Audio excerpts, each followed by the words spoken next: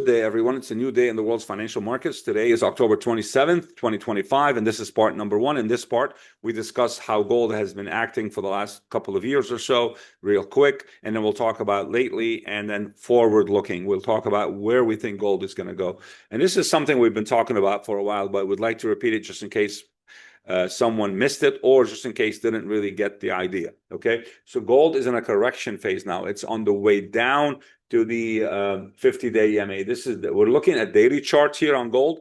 The yellow line is the 50-day exponential moving average, and the white line is the 100-day moving exponential moving average. Okay, this constitutes what we call the support channel. Okay, and that's where we believe gold is going to go into in the near future. Okay, because that's what history says. It keeps repeating itself. So when gold grows here to this double top at around 4,400 or so, that was 15% above this yellow line. In the past, whenever we rose about 15%, we hit a major top and then we drop back down into this channel. We go sideways 3 to 5 months and then we rise again. That's been the last 2-year history in gold. And I think it may continue to repeat itself. Okay. So let's go back here. They happen to be April, October, by the way. The peaks are happening in April, October. So we have this past April, okay, when we peaked at 3,500, that was 14% above the yellow line, above the 50-day EMA. And then we dropped into the support channel. Then we go sideways 3 to 5 months, make a new high, and that's what got us to now. Okay, so when we do go back down to here, which I think we will, okay, the support channel, we are going to go sideways 3 to 5 months, okay, and then decide if we're going to go back up or maybe reverse the trend and go down. I don't know yet. The odds are we go back up, but we'll see. So we go back. The peak before this last April was last October. What do you know? October, which represented about 13% above this yellow line. And then we drop all the way down into the support channel before we rise again. Okay? And before this last here, October of 2024, it was April of 2024. That was the peak here. That was the top, April 2024. And it was about 14% above this yellow line. Okay, we get to this overbought area, and then we drop into the support channel. We go sideways 3 to 5 months. So here's what we have in common. 13 to 15% rise above the yellow line, major overbought. Happens to be April, October, every time. We drop back down to the support channel, the 50-day EMA minimum. And then we go sideways 3 to 5 months, and then we rise again.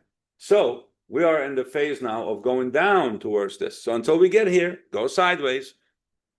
Okay, there's plenty of time to buy. There'll be plenty of time to buy. So we're in the correction phase right now. That's as far as gold. It's now moving at 135 points a day. That's way above the average, even based on a $4,000 price.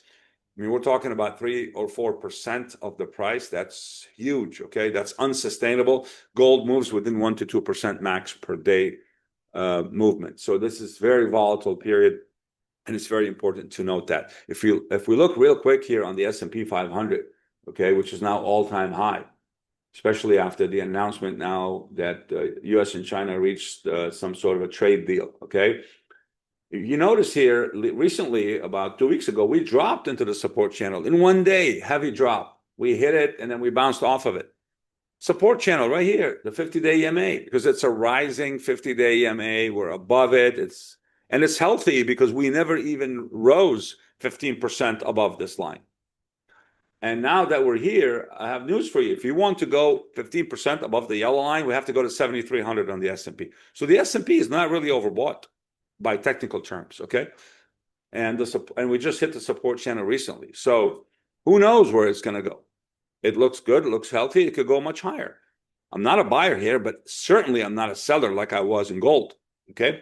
So that's what we have. Now, as far as how we're going to trade for today and today only, which will be either uptrend, downtrend, or sideways, this will depend on the data that we're gathering, and we'll accumulate data from 3 a.m. to 9 a.m. Eastern time, and then we'll decide the best course of action. We follow 66% or higher probability of success, and then we manage the risk at the same time.